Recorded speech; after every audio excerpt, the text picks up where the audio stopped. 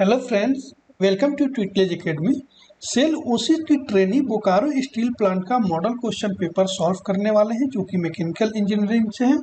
तो सेट 2 का पार्ट 2 हम लोग करने वाले हैं। इसका पार्ट 1 ऑलरेडी हो चुका है, अगर नहीं देखे होंगे तो वीडियो की लिस्ट में जाकर देख सकते हैं। तो पार्ट 1 में हमने 1 to 25 क्वेश्चन सॉल्व किया था। यहाँ पार्ट 2 में 26 to 50 क्वेश्चन सॉल्व करेंगे, मतलब एक सेट में टोटल 50 क्वेश्चन होता है। और इसका पीडीएफ आप लोग डाउनलोड कर सकते हैं हमारे टेलीग्राम ग्रुप से, या एप्लीकेशन पे भी है। एप्लीकेशन डाउनलोड किए हैं ट्विटलेज एकेडमी का, नहीं तो वहाँ पे भी आप मैसेज करके पीडीएफ के लिए रिक्वेस्ट कर सकते हैं। अगर एप्लीकेशन डाउनलोड नहीं किए होंगे तो प्ले स्टोर से डाउनलोड कर सकते हैं। ओके, तो चलिए हम लोग अब क्वेश्चन सॉल्व करते हैं।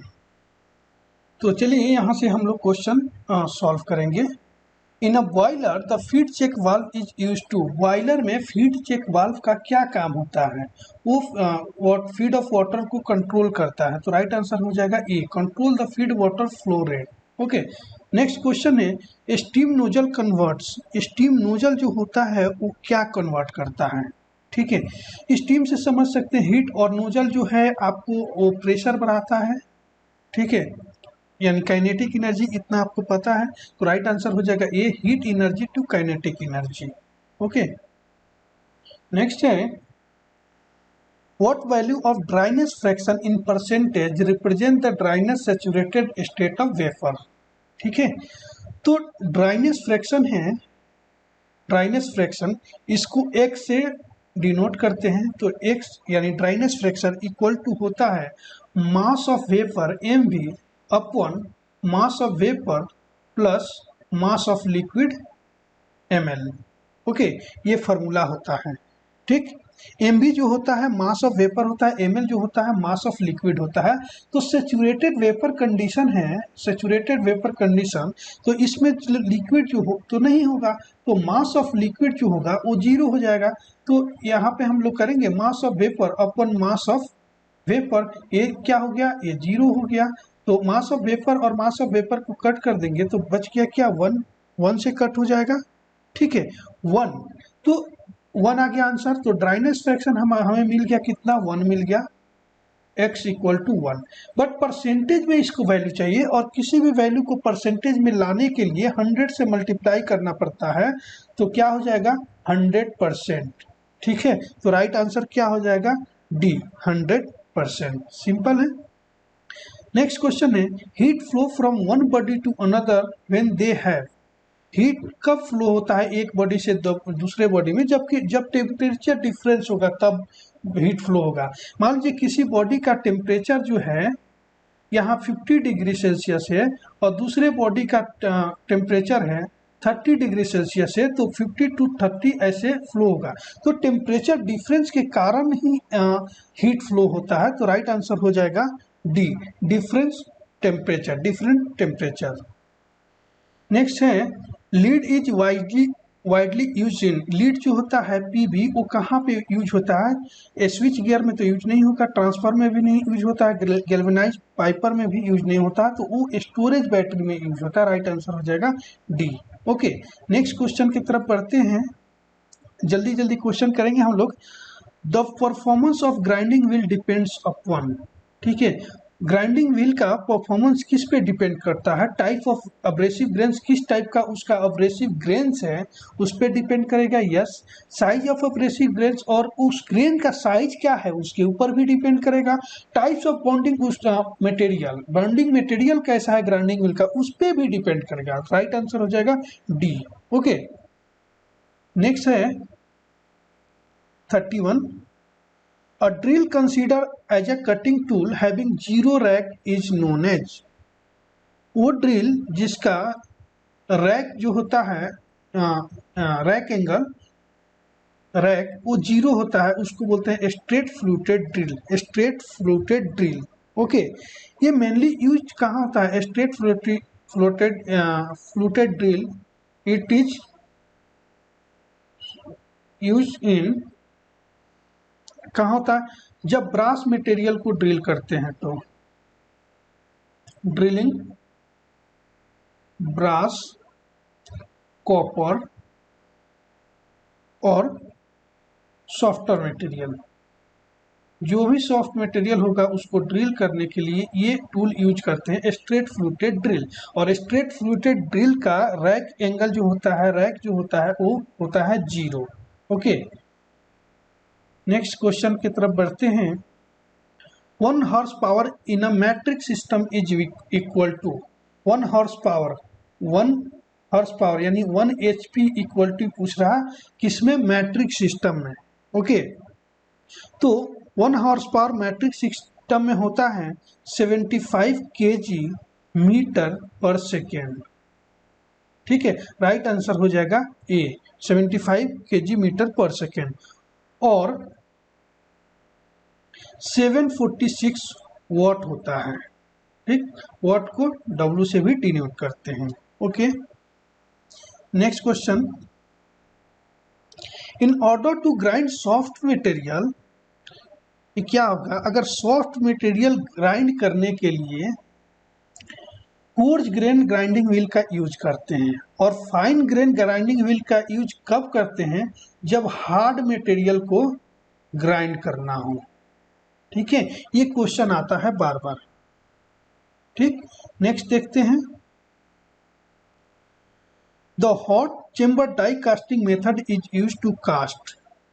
हॉट चेम्बर डाई कास्टिंग जो होता है वो कास्ट करता है कोल्ड मटेरियल को, कोल्ड मेल्टिंग पॉइंट मटेरियल को। ठीक है, सॉरी इसको लिखेंगे, एक minute. Hot chamber die casting is used for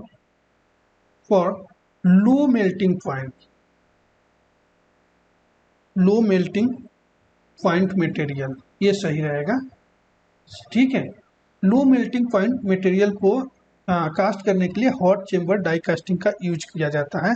जैसे एग्जांपल है, लो मेल्टिंग पॉइंट मटेरियल क्या है, लीड है, ठीक है, टीन है, ओके, एंड जिंक है, और भी कुछ हो सकता है एक्सेट्रा। ठीक है, और तो इसमें क्या होगा, राइट आंसर डी हो जाएगा, alloy of lead, tin and zinc. ठीक है, अब यहीं पे पूछा होता हॉट की जगह पे cold, cold chamber die casting, ये यूज करते हैं, use for high melting point material, melting point material. Okay, next आते हैं क्वेश्चन पे। क्या है, dry ice is produce by expanding. Dry ice कैसे प्रोड्यूस होता है, क्या एक्सपांड करते हैं, लिक्विड कार्बन डाइऑक्साइड को एक्सपांड करेंगे तो आपको मिलेगा ड्राई आइस। तो राइट आंसर हो जाएगा C, liquid carbon dioxide. Okay, next question. Which one of the following is the condition for a stable equilibrium of a floating body? ठीक है, stable equilibrium of a floating body पूछ रहा है इसमें से, तो उस कंडीशन में क्या होगा, मेटा सेंटर जो होगा,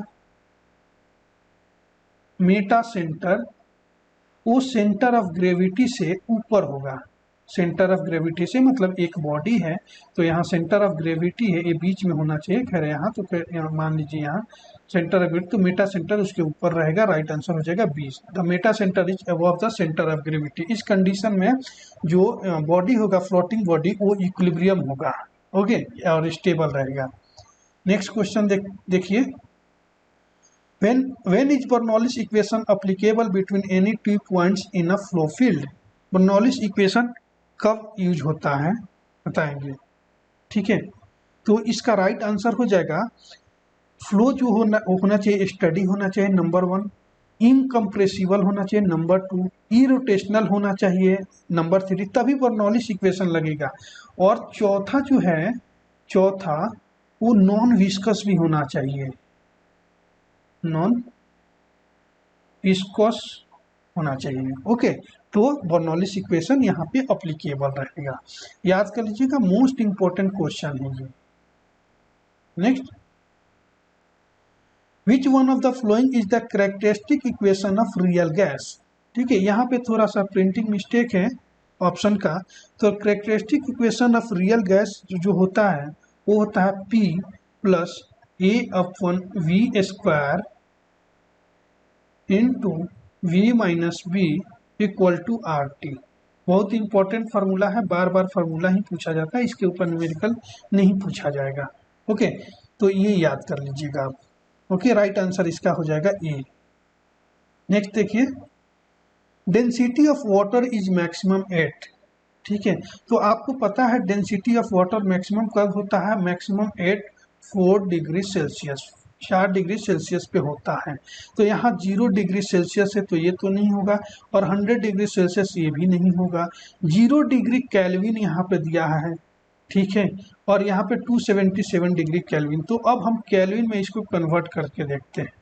4 डिग्री सेल्सियस को केल्विन में कन्वर्ट करने के लिए 273 ऐड करेंगे, ठीक है, तो क्या हो जाएगा 277 डिग्री केल्विन। तो 277 डिग्री केल्विन राइट आंसर ये हो जाएगा। ठीक है, अधिकतर यही पूछता है density of water at maximum at 4 degree Celsius, यही स्टूडेंट को याद रहता है।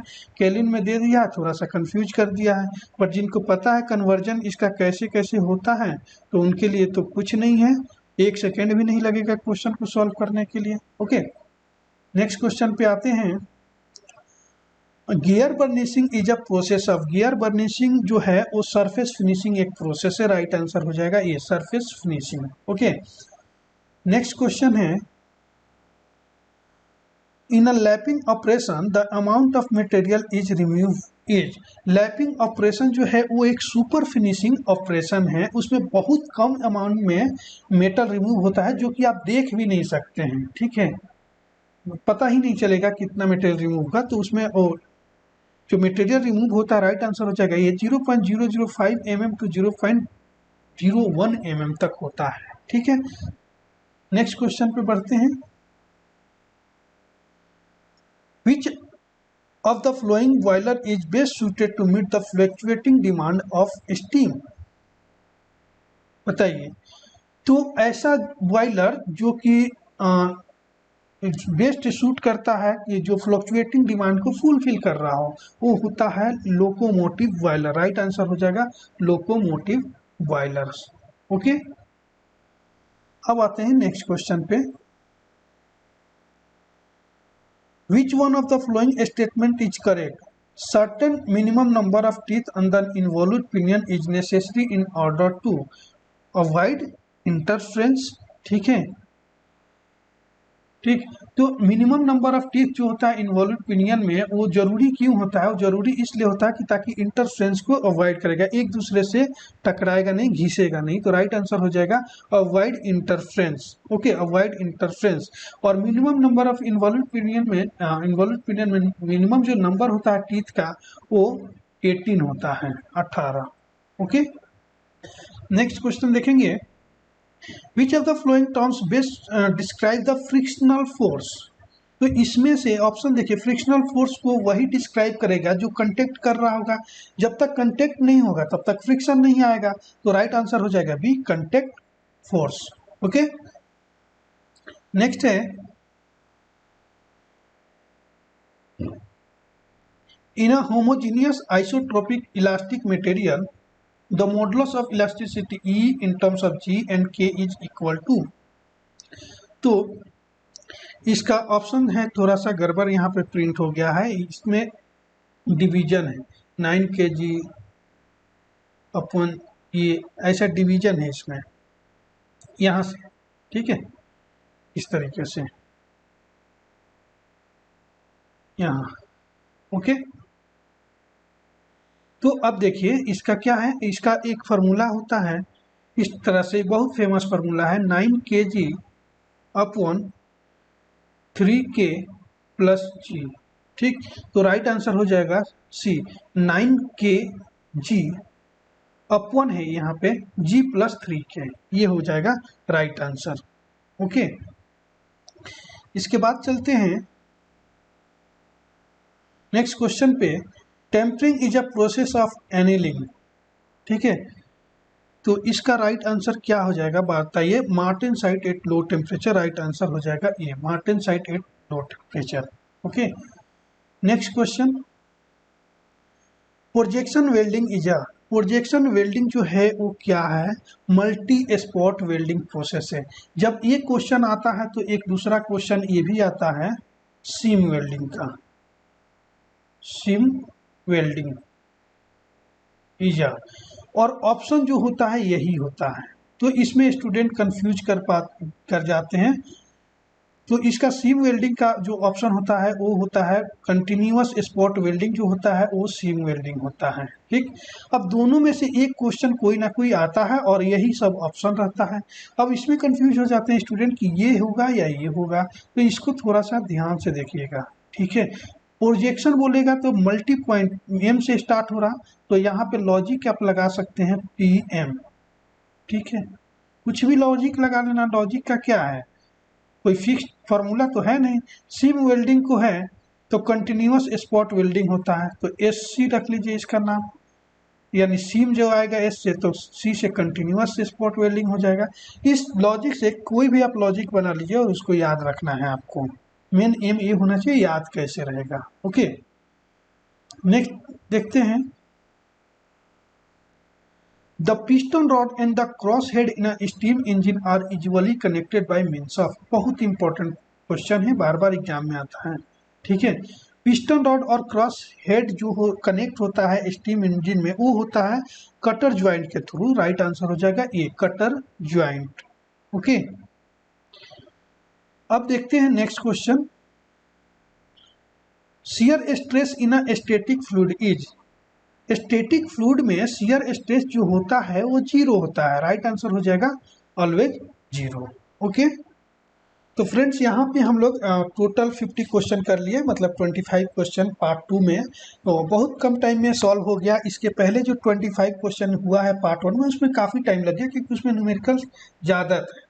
ठीक है, और ये आपको पीडीएफ मिल जाएगा हमारे टेलीग्राम ग्रुप पे, और पीडीएफ के नीचे आंसर की और सॉल्यूशन भी दिया हुआ होता है। बहुत स्टूडेंट देखते नहीं कि आंसर की और बोलते हैं कि आंसर की नहीं है। ठीक है, तो आंसर की भी है नीचे, अगर पीडीएफ को करेंगे तो देख लीजिए ये आंसर की है। ठीक है, कुछ जो है उसका सॉल्यूशन भी यहाँ पे दिया हुआ है। तो ये आपको पीडीएफ जो है हमारे टेलीग्राम ग्रुप पे मिल जाएगा, और ट्विटलेज एकेडमी का एप्लीकेशन डाउनलोड नहीं किए होंगे तो आप लोग डाउनलोड कर सकते हैं। ओके, और आप एग्जाम में जा रहे हैं, अब अच्छे से एग्जाम को दीजिए। आपकी जितनी भी प्रिपरेशन हुई है उसी प्रिपरेशन पे आपको अच्छे कॉन्फिडेंस में रह के क्वेश्चन को सॉल्व करना है। सेल ओसीटी का एग्जाम जो है 2 अगस्त को, वो 90 मिनट्स का है, तो 90 मिनट्स डिसाइड करेगा कि आपका स्कोर क्या हो रहा, मार्क्स कितने मिलने वाले हैं। प्रिपरेशन से, सिर्फ प्रिपरेशन से नहीं होता है, उस 90 मिनट्स को किस तरीके से आप यूज कर पाते हैं वो इम्पोर्टेंट है, तो उसको अच्छे से यूटिलाइज कीजिएगा। और क्वेश्चन को सिंपल देखकर ज़्यादा खुश नहीं हो जाना है, क्वेश्चन को अच्छे तरीके से पढ़ना है। हो सकता है कि उस क्वेश्चन में कुछ ट्विस्ट हो, ओके, तो वो देखना है और अच्छे से मार्क करना है, और साथ साथ टाइम का भी ध्यान रखना है। 90 मिनट्स में 100 क्वेश्चन आपको सॉल्व करना है, यानी 1 मिनट से भी कम आपको टाइम दिया गया है, तो टाइम को भी ध्यान में रखते हुए सॉल्व करना है। जो सिंपल क्वेश्चन हो वो पहले आपको करना है। ओके, जैसे आपको मान लीजिए कोई क्वेश्चन आता है, कोई न्यूमेरिकल क्वेश्चन आ गया और आपको आता है, आपको पता है आता है, लेकिन आप कैलकुलेशन कर रहे हैं, कैलकुलेशन ही लेंदी हो गया, बहुत ज़्यादा टाइम लग रहा है, तो उसको तुरंत छोड़ना है। जिद पे नहीं करना है कि नहीं ये मुझे सॉल्व करके ही जाना है, नहीं, ऐसा नहीं करते हैं। जिद जो करता है, 5-6 क्वेश्चन जो है, जो एकदम सिंपल, जो आपको सेकेंडों में आंसर कर सकते थे, वो छूट जाएगा। ठीक है, तो जिद पे नहीं अड़ना है, आपको क्वेश्चन को सॉल्व करना है, वही क्वेश्चन को। ठीक है, जो आपको आता है, उसके बाद जो लेंदी है जिसमें टाइम लगने वाला है, उसको बाद में आकर आप सॉल्व कीजिए, क्वेश्चन को छोड़ना नहीं है। और इसमें निगेटिव मार्किंग भी है 0.25 मार्क्स। ओके, ये टेस्ट पेपर ही है, यहाँ पे दिख रहा है 1 मार्क्स पॉजिटिव के लिए, निगेटिव 0.25 मार्क्स, तो इसका भी ध्यान रखना है। और जैसे 50-50 आपको चांसेस हो कि ये राइट आपका हो सकता है, नहीं हो सकता, उस केस में आपको क्वेश्चन को सॉल्व कर देना है। ठीक है, आप पूरा ही ब्लैंक हो, चारों ऑप्शन ही नहीं पता है, तो उस क्वेश्चन को आपको छोड़ देना चाहिए। ठीक है, ज़्यादा निगेटिव मार्क में नहीं जाना है। और पेपर 1 पेपर 2 को दोनों बैलेंस करके चलिएगा। लास्ट टाइम में आप रिवीजन अच्छे से कर लीजिए, रिवीजन में क्या करना है, जल्दी जल्दी आप क्वेश्चन देखना है। जैसे टेस्ट सीरीज आपने इतना ज़्यादा सॉल्व किया है, अगर नहीं भी सॉल्व किया तो टेस्ट सीरीज देखकर आप उसको नेक्स्ट नेक्स्ट करके आप आंसर की और सॉल्यूशन आप देखते जाइए, उससे हो जाएगा। फार्मूला जो है वो रिवाइज कर लीजिए। एप्टीट्यूड का फार्मूला है मैथमेटिक्स का, उसको रिवाइज करके जरूर जाइएगा, क्योंकि एप्टीट्यूड और रीजनिंग बहुत इंपॉर्टेंट रोल प्ले करेगा इस आपको एग्जाम में। रीजनिंग और एप्टीट्यूड जो है 15-15 मार्क्स यानी 30 मार्क का है और सबसे ज़्यादा स्कोरिंग है। वो रीजनिंग और एप्टीट्यूड जिसका पेपर अच्छा चला गया, अच्छा उसमें आपने सॉल्व कर लिया, मतलब 30 में से 25 अबव आपको मार्क्स मिलना चाहिए उसमें, तो समझिए कि आप एग्जाम को क्रैक कर लेंगे। ओके, बाकी आपका टेक्निकल आपके ऊपर डिपेंड करता है कितना प्रिपरेशन हुआ है, और यहाँ पे आप टेस्ट दिए हैं, सारे क्वेश्चन आप कर रहे हैं, तो आपका एग्जाम जो है वो भी अच्छा जाएगा। और लास्ट टाइम पे एक टिप्स है कि वही फार्मूला आपको याद कर लेना है और कूल रहना है, ज़्यादा घबराना नहीं है। जितना आपकी प्रिपरेशन हुई है उतने पे ही एग्जाम देना है। किसी भी एग्जाम में 50% सिलेबस पे ही 80% क्वेश्चन आ जाते हैं, तो ज़्यादा सोचना नहीं है कि ये पढ़ रहे नहीं वो नहीं पढ़े, सब कुछ पढ़ने की ज़रूरत नहीं होती है एग्जाम को क्रैक करने के लिए। ओके, उस 90 मिनट में अच्छे से सोचना है, अच्छे से क्वेश्चन को सॉल्व करना है। और करंट अफेयर जो है लास्ट 1 ईयर का आपको करंट अफेयर का कोई भी वीडियो जो है 2-4 वीडियो आप लोग देख लीजिएगा। यूट्यूब के बहुत सारे चैनल पे करंट अफेयर लोग पढ़ाते हैं, और तो वहाँ से देख लीजिएगा। करंट अफेयर जरूर आप करके जाइए, क्योंकि 2-3 क्वेश्चन करंट अफेयर का भी आ सकता है। ओके, तो चलिए, thank you for watching and all the best. आप लोग अच्छे से एग्जाम दीजिएगा। ओके।